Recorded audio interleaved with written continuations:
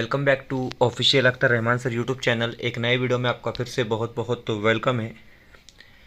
Portal की official website में फिर से एक प्रसिद्धि पत्रक जो है अपलोड किया गया है और ये काफ़ी इम्पॉर्टेंट है क्योंकि आपके जो भी क्वेश्चंस है, जो भी कन्फ्यूज़न है आपके दरमियान उसी को लेकर ये प्रसिद्धि पत्रक जो है पोर्टल की ऑफिशियल वेबसाइट पर अपलोड किया गया है।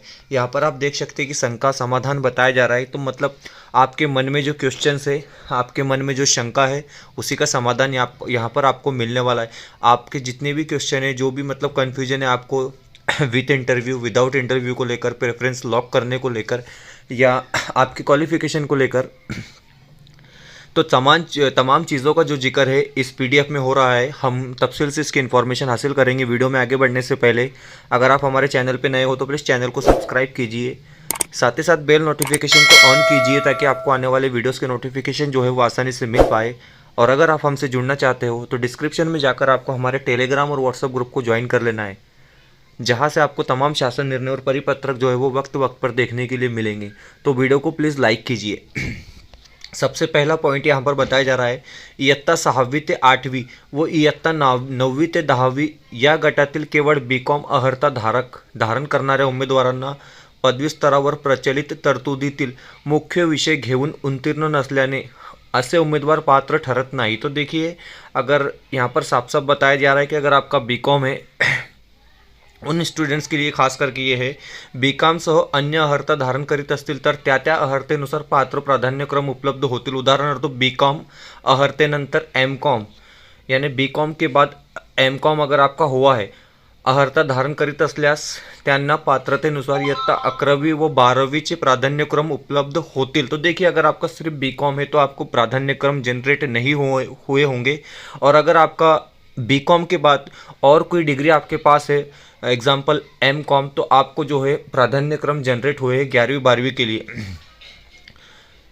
2, असा उमेदवार बीकॉम अर्हतेसह डीएड असेल व टीईटी किंवा सीटेट असेल तर 1ली ते 5वीचे प्राधान्यक्रम उपलब्ध होतील। और साथ ही साथ अगर आपका डीएड बीकॉम है और अगर आपका टीईटी या सीटेट का पहला पेपर पास है तो आप 1ली से 5वीं के लिए आपको प्राधान्यक्रम वहाँ पर जनरेट हुए हैं। इस तरीके से साफ साफ यहाँ पर बता रहा है। उसके बाद 2 नंबर का टॉपिक, इयत्ता 6वी ते 8वी या गटातील पात्र उमेदवारांना इतिहास, देखिए ये इंपॉर्टेंट है यहाँ, भूगोल व सामाजिक शास्त्र यापैकी कोणत्याही विषयाचे प्राधान्यक्रम उपलब्ध होण्यासाठी पदवी स्तरावर मुख्य विषय म्हणून इतिहास, भूगोल, अर्थशास्त्र, समाजशास्त्र, राज्यशास्त्र व लोक प्रशासन हे मुख्य विषय असणारे उमेदवार पात्र राहतील। तो देखिए, अगर आपका ग्रेजुएशन में इसमें से कोई भी सब्जेक्ट है तो आप इसके लिए पात्र रहेंगे, यहाँ पर बताया जा रहा है। उसके बाद हम तीसरा टॉपिक देखते हैं, ठीक है। तीसरा टॉपिक जो है यहाँ पर इस तरीके से है की काही उमेदवारांना शासन निर्णय दिनांक 28/3/2006 नंतर, अब देखिए ये जो तीसरे अपत्यों की बात हम करते हैं, अगर किसी के पास 2 से ज़्यादा बच्चे हैं उनके लिए ये काफ़ी इंपॉर्टेंट है। नंतर जन्मलेल्या हयात अपत्याची संख्या 2पेक्षा अधिक, अपवाद दुसऱ्या अपत्याचे वेळी जुड़वे अथवा तिड़े जन्म असल्यास, अगर देखिए यहाँ पर आपको अगर जुड़वा बच्चे वगैरह है तो वो चीज़ें चलो कंसिडर कर ली जाएंगी, लेकिन इसके अलावा अगर आपको 3 बच्चे हैं असल्यास असे उमेदवार नोकरीसाठी पात्र राहणार नाही। यास्तव या प्रकारच्या उमेदवारांना प्राधान्यक्रम जनरेट होत नाही। तो देखिए, अगर किसी के पास 2 से ज़्यादा बच्चे हैं तो उन लोगों को भी जो है प्राधान्यक्रम जनरेट नहीं होंगे। और साफ साफ बताया गया है कि ऐसे कैंडिडेट जो है वो नौकरी के लिए भी पात्र नहीं है। उसके बाद हम अगला पॉइंट देखते हैं, ठीक है। स्थानिक स्वराज्य संस्था इयत्ता 1ली ते 12वी व खाजगी संस्थेतील इयत्ता 1ली ते 8वी पद भरतीसाठी शासन निर्णय, देखिए तमाम शासन निर्णय यहाँ पर दिए गए मधील तरतुदीनुसार गट व गटातील विषयासाठी व वयासाठी विचारात घेण्यात आलेले आहे। तो देखिए, ये जो भी आपको परसेंटेज वगैरह इतना तो सबको रहता है, ये तो कोई इतना खास बात यहाँ पर है नहीं। तो इसको आपने जो भी है हमारे टेलीग्राम या व्हाट्सएप ग्रुप पर जाकर वहाँ पर ग्रुप ज्वाइन कर आपने इसको पढ़ लेना है, ठीक। वीडियो अगर बेहतर लगती तो प्लीज़ वीडियो को लाइक ज़रूर कीजिए और चैनल को सब्सक्राइब भी कीजिए, क्योंकि आपकी तरफ से सपोर्ट हमें बहुत ज़रूरी है। ये तमाम चीज़ें जो है आप ही के लिए होती है। उसके बाद हम बात करते हैं वय मर्यादा की, मतलब एज लिमिट की हम बात करते हैं। तो देखिए, एज लिमिट को किस तरीके से कंसिडर किया जाएगा कि शासन निर्णय दिनांक 10/11/2022 मधील तरतुदीनुसार जाहिरातीच्या दिनांकास म्हणजेच जाहिरात देण्याची सुविधा पोर्टलवर दिनांक 16/10/2023 रोजी दिली आहे। यास्तव उमेदवारांचे वय दिनांक को 23/10/2023 रोजीचे विचारात घेण्यात आले आहे। तो देखिए एज आपकी जो है वो कंसीडर की जाएंगी 23 अक्टोबर 2023 की डेट के हिसाब से। उसके बाद का नेक्स्ट पॉइंट इस तरीके से की खाजगी संस्थातील रिक्त पदांसाठी इयत्ता 9वी ते 10वी साठी पदवी स्तरावर उत्तीर्ण श्रेणी व इयत्ता 11वी ते 12वी साठी पदव्युत्तर पदवी स्तरावर किमान द्वितीय श्रेणी आवश्यक आहे। तसेच कमाल वयमर्यादा लागू करण्यात आलेली आहे।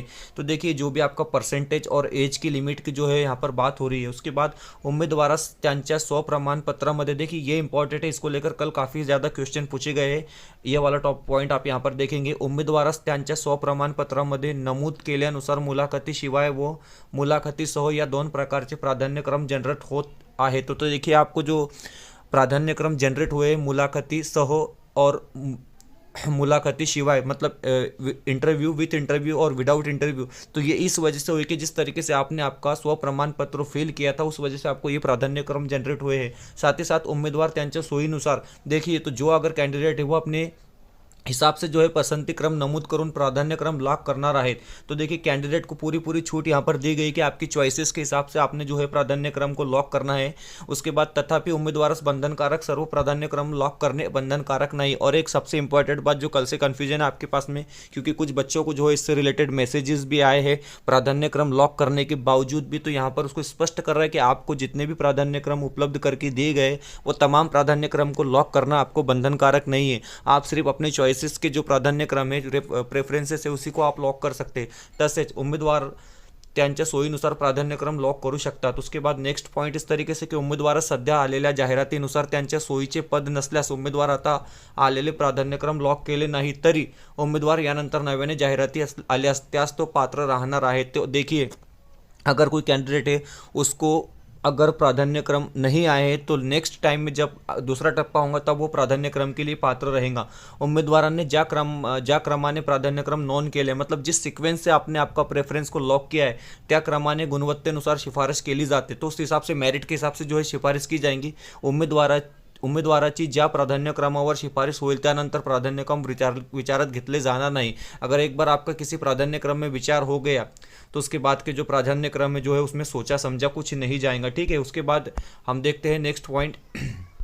यहाँ पर बताया जा रहा है की उमेदवाराची मुलाखतीशिवाय, मतलब विथ इंटरव्ह्यू या प्रकारातील ज्या गटात निवड झाली असेल तर तो गट वगळून त्यापेक्षा वरच्या गटासाठी खाजगी संस्थांना विचारात घेतले जाणार नहीं। तो देखिए एक बार अगर आपकी मुलाकाती सह, मतलब विथ इंटरव्यू अगर आपका सिलेक्शन हो जाता है तो उसके बाद आपका विचार नहीं किया जाएगा। त्यामुळे उमेदवारांनी दोन्ही प्रकारातील प्राधान्यक्रम लॉक केल्यास ते उमेदवारांच्या सोयीचे होणार आहे। तो इसलिए यहाँ पर एक आपको सजेशन दे रहे हैं कि अगर आप दोनों प्राधान्यक्रम लॉक करते हैं, दोनों मतलब विथ इंटरव्यू और विदाउट इंटरव्यू, तो ये आपके लिए फैसिलिटी, आपके लिए ये फायदेमंद होगा। इस तरीके से यहाँ पर बताया जा रहा है। उसके बाद नेक्स्ट और आखिरी टॉपिक हम इस तरीके से यहाँ पर देखते हैं कि उमेदवारांना जनरेट झालेले प्राधान्यक्रम त्यांच्या स्वप्रमाणपत्र नोंद केलेली माहितीनुसार होत आहे। तो देखिए एक यहाँ पर बहुत बड़ा कन्फ्यूजन फिर से दूर हो रहा है कि आपको जो भी प्राधान्यक्रम जनरेट हुए, आज तो लॉक करने की डेट है लेकिन हम जनरेट की बात करें तो वो आपने जिस तरीके से आपका स्वप्रमाणपत्र फिल किया था उस हिसाब से आपको जो है प्राधान्यक्रम जनरेट हुए।